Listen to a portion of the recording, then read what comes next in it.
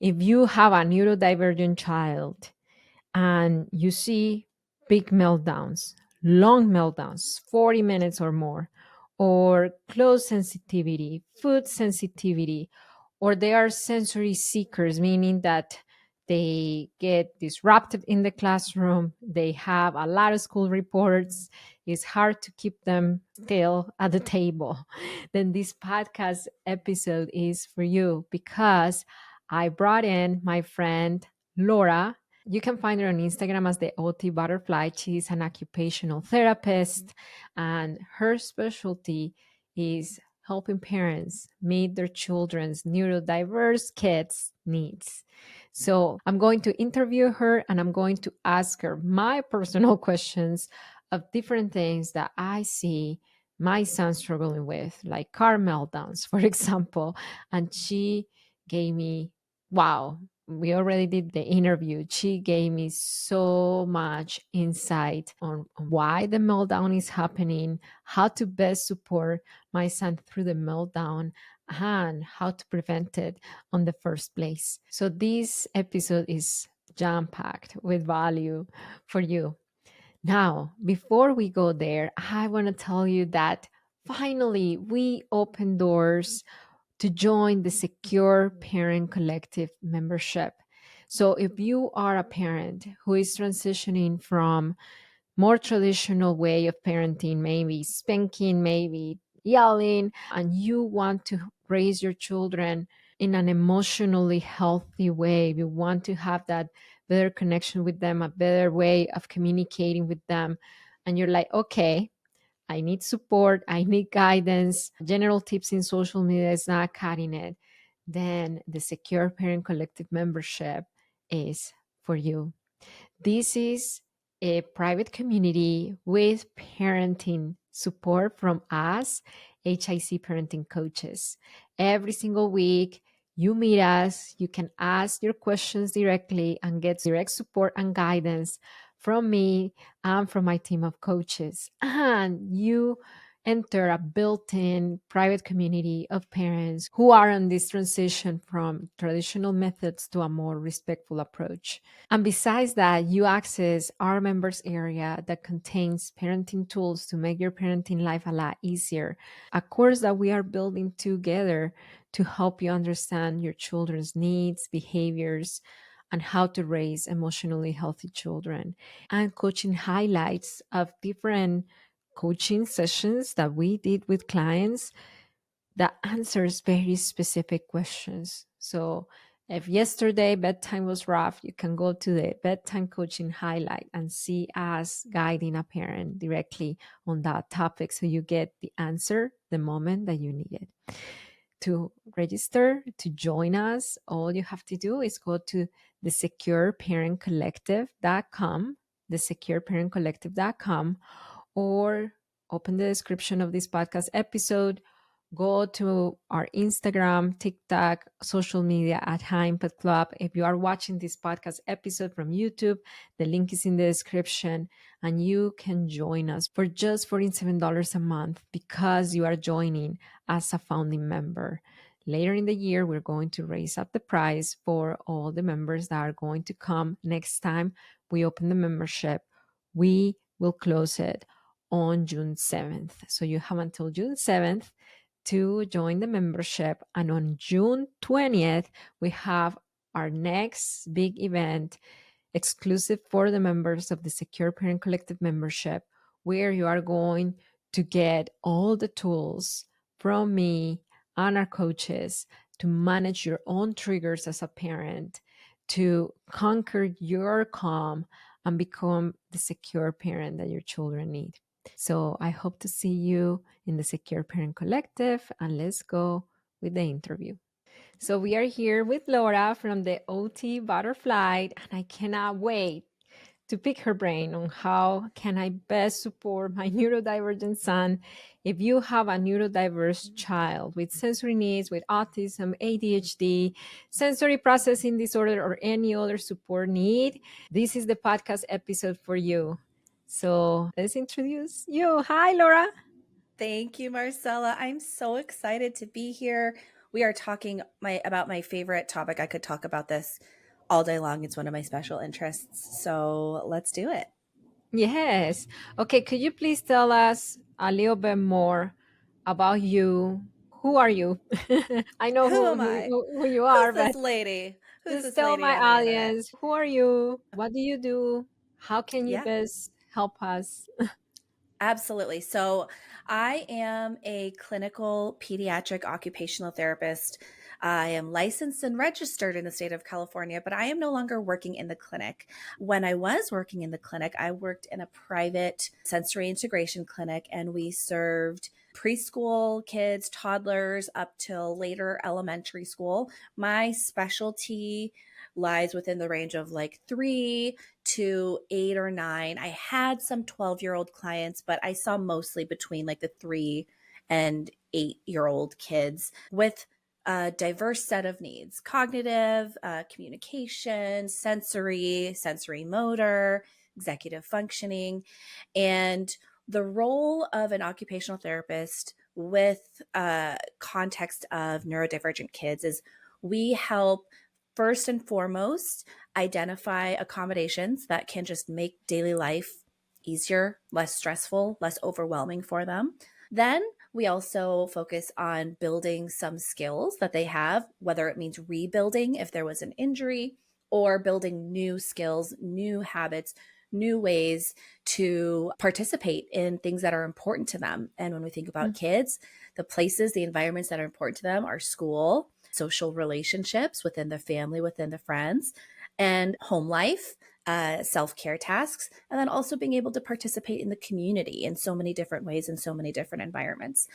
So that's my clinical background. I also recently have delved into my own journey of exploring my own neurodivergence, and I definitely have some high sensory needs. I have anxiety, and I have a daughter with a similar neurotype. And so I am guiding her as best as I can while learning about myself at the same time.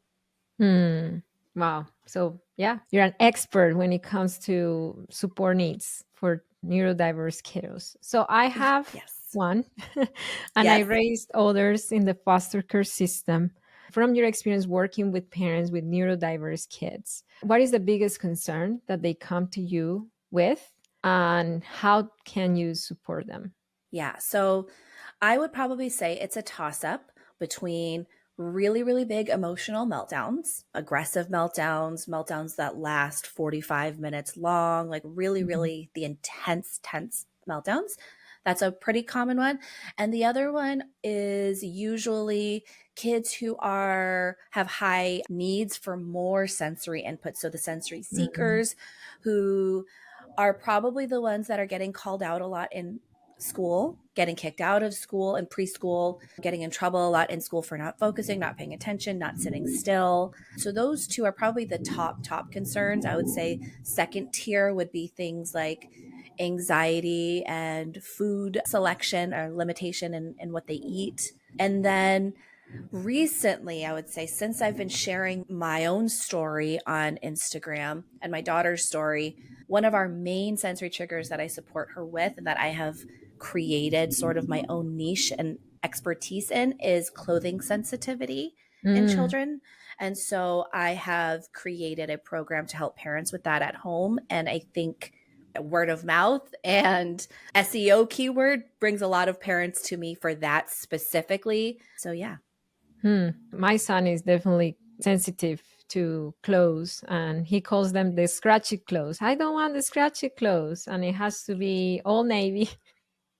Not even all navy, just a Uh huh. special kind of pants from all navy. Mm-hmm. And when they don't have the size or they run out of the size, we're kind of like, okay, what do we do It's here? so hard. Yep. So, Yep. yes. So, if you are listening to this podcast episode and you relate to this, if you have a child with long meltdowns or with food sensitivities, too picky, you may be in front of a child with sensory needs. You may be in Mm-hmm. front of a child with a neurodiverse brain with Mm-hmm. support needs. And I want to tell you this because I know that a lot of us parents blame ourselves for our children's needs. If my child is so picky, then I must be doing something wrong. Or if my child is having all these long meltdowns, that I must be doing something wrong. Or how come I cannot calm my child down? I helped a mom with autism last week, and then her child is autistic as well. And then she was beating herself up of like, I do all the right things and he doesn't calm down. So it's Mhm. not you, it's their support needs. Yep.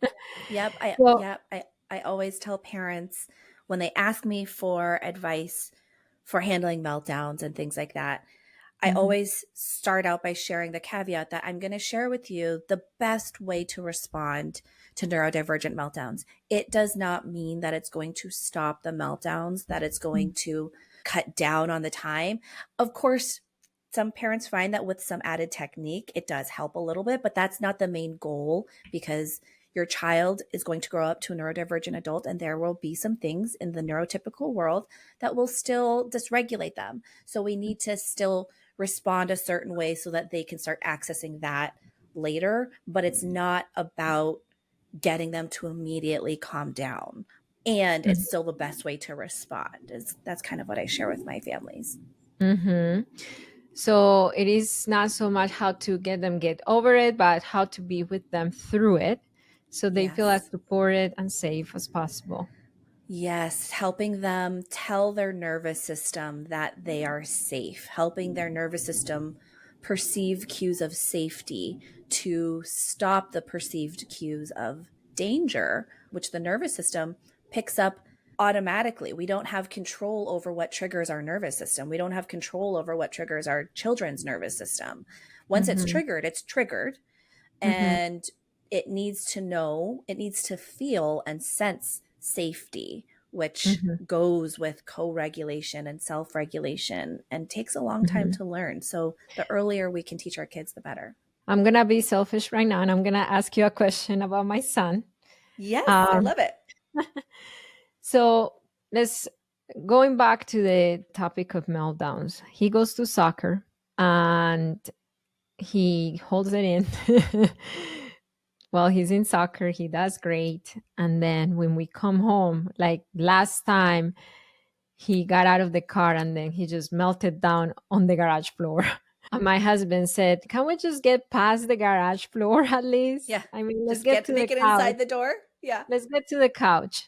So, how can I best support him before or during or after? How can I best support him so he has a more positive transition home, considering that he's already, overwhelmed and triggered from the soccer game? Yeah. So if there's not much accommodation you can offer within the soccer game or soccer practice, right? I'm sure if there were, you could, but to some extent, that's just the nature of the game and he loves it and we don't want to take that away from him. So we let that be. But at the minute he walks off the field, you can start using your regulation strategies leading up to when he gets out of the car and also creating a plan for when he gets out of the car, if we can kind of proactively offer that. So what that might look like, maybe, as soon as they're done with soccer, usually I know there's usually snacks and things right after Mhm, to refuel, right? I know like a parent is responsible for providing for the team. But if we could have them sip ice cold water or an ice mm. cold smoothie, the sipping through a straw actually activates our proprioceptive receptors, which is Wow. inherently calming to the nervous system. It's heavy Wow. work. It's that squeezing, right? Mhm, Squeezing, biting, chewing, sucking, pushing, pulling, jumping. All of that is heavy work, which is proprioceptive input. And we have the highest proportion of proprioceptive receptors in our jaw, which is why mhm, sucking, chewing, biting is so regulating. So if we mm, could have him suck through a straw, but also ice cold temperatures can activate the vagus nerve, which mhm. is helpful in activating the parasympathetic nervous system, which is the Yeah. rest and digest, the calm, right? So immediately off the field, maybe ice cold sips of water with a straw, something chewy for him to have if he's having a snack, but then maybe when the snack's done, gum or mints for the Mm, car ride home. mm, And I would also allow any squeezed fidgets for the car ride home. I would also, if possible, if this is something that relates for him, for my daughter it is, limiting talking. So I mhm, don't ask a lot of questions or like, oh my God, that was so exciting. Did you see how you did this? I'm so proud of you. This, it's this. It's I mhm, literally just let her lead the discussion if she wants to say anything. So I limit that. And then I would probably, if I knew like, okay, as soon as we get out of the car, there's like a 90% chance of a meltdown, I Mm-hmm. would come up with some transition activity that would help and that I know would regulate my child before she gets in the house.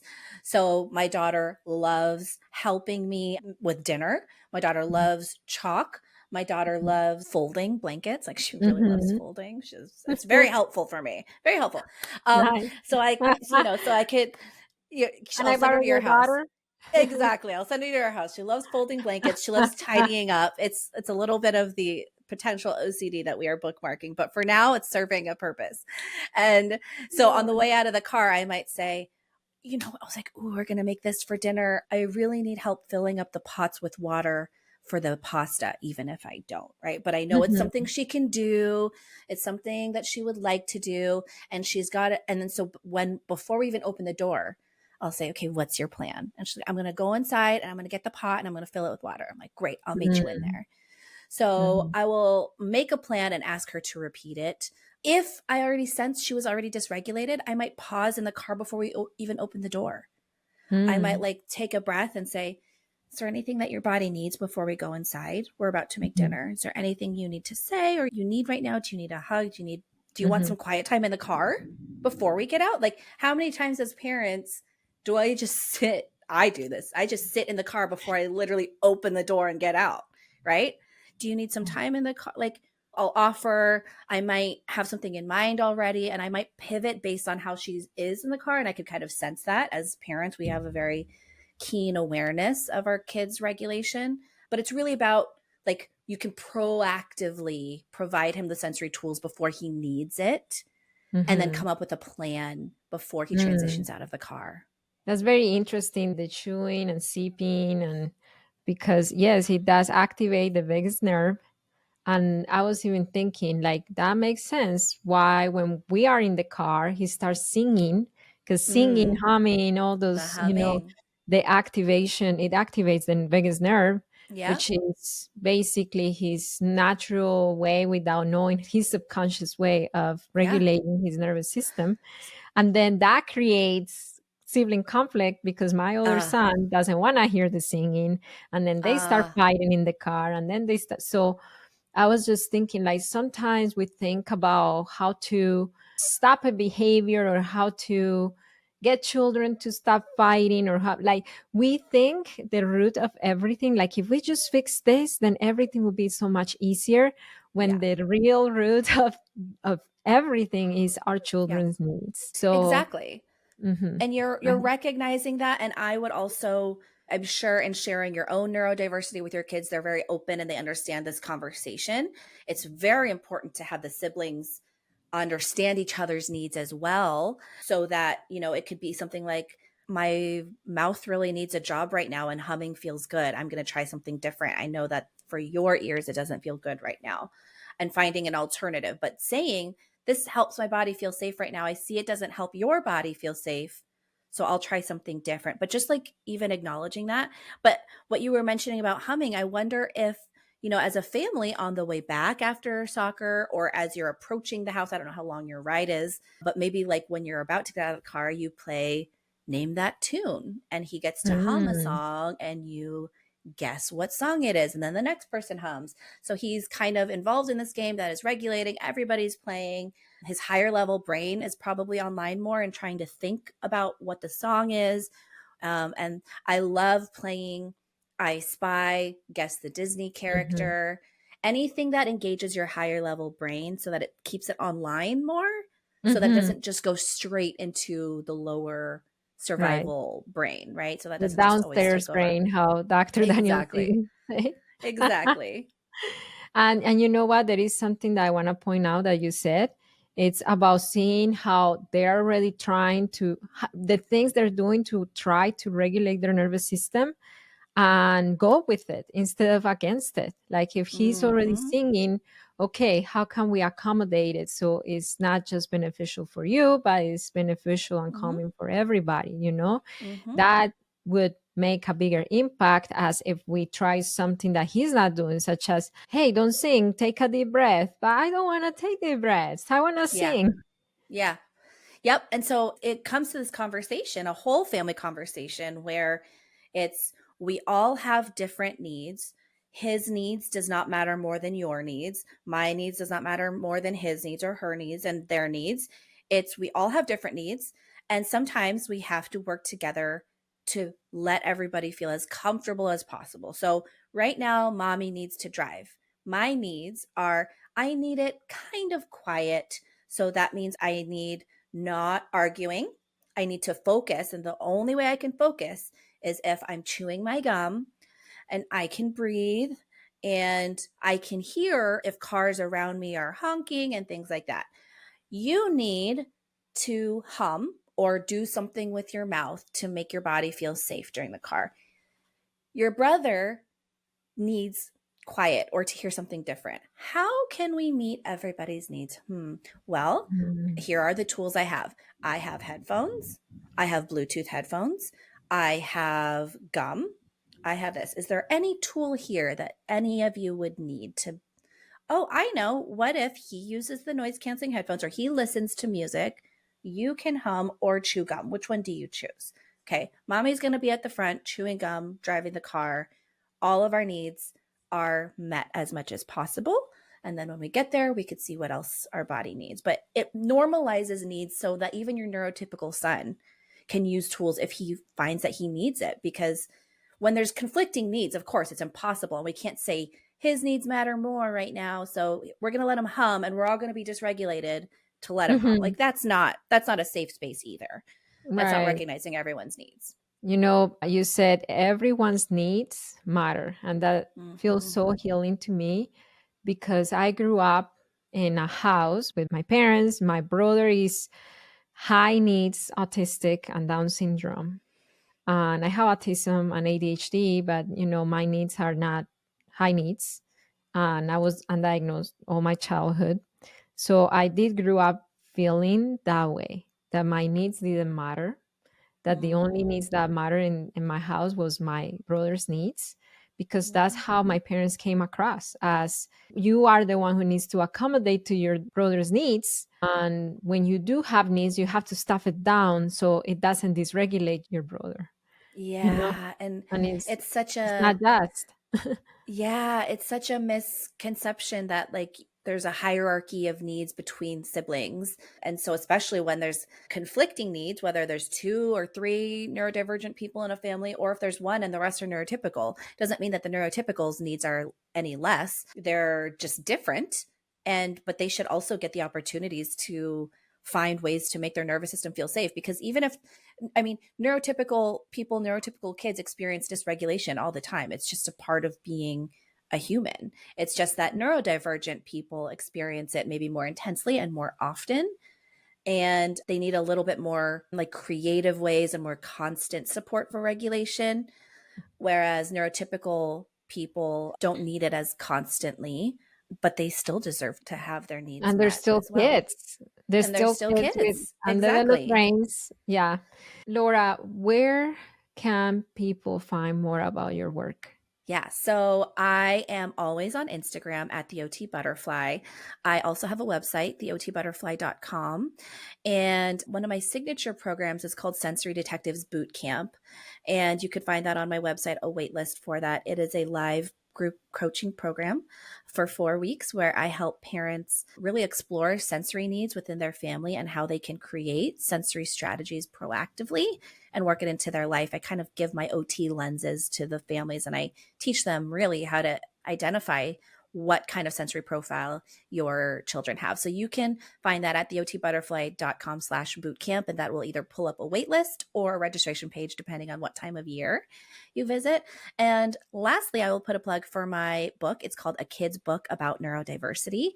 And I really wrote this book actually for neurotypical kids to really understand different brains and how it might look in the classroom and in their community, so that the burden doesn't always fall on the neurodivergent kid and their family to explain their behaviors. It would just be wonderful if we lived in a world where people just knew and accepted and even maybe celebrated that there were differences. And it wasn't such a burden on the neurotypical community to accommodate different brains. And you could find Mhm. that on Amazon. Wow. Okay. So thank you so much for being on the Parenting with Understanding podcast. And one thing I want to tell you, listener, we recorded a podcast episode in Laura's podcast. What's the name of your podcast? It is the Sensory Wise Solutions podcast for Yes, parents. the Sensory Wise Solutions podcast. And she interviewed me. It was not even an interview, it was just like conversation Conversation. Yep. on how we parent being a neurodiverse, parent, our challenges, our journey, our experiences, and go and check it out. Yay. Thank you so much for having me. Okay. Bye. Thank you. Bye. Ah, that interview was so enlightening for me, and I hope it was enlightening for you as well. If you have a neurodiverse child, you are not alone. We are in this together, and you have us HIC parenting team ready to help you bring a lot more peace to your parenting so you can raise emotionally healthy children. For more resources, you can go to hicparenting.com. And remember that it only takes understanding of yourself and of your children's needs to transform your parenting. That's Parenting with Understanding. If you like this podcast episode, if I gave you value, would you give us a positive review? Just open the description and let us know how it could help you in your parenting. Okay, I'll see you next time. Bye.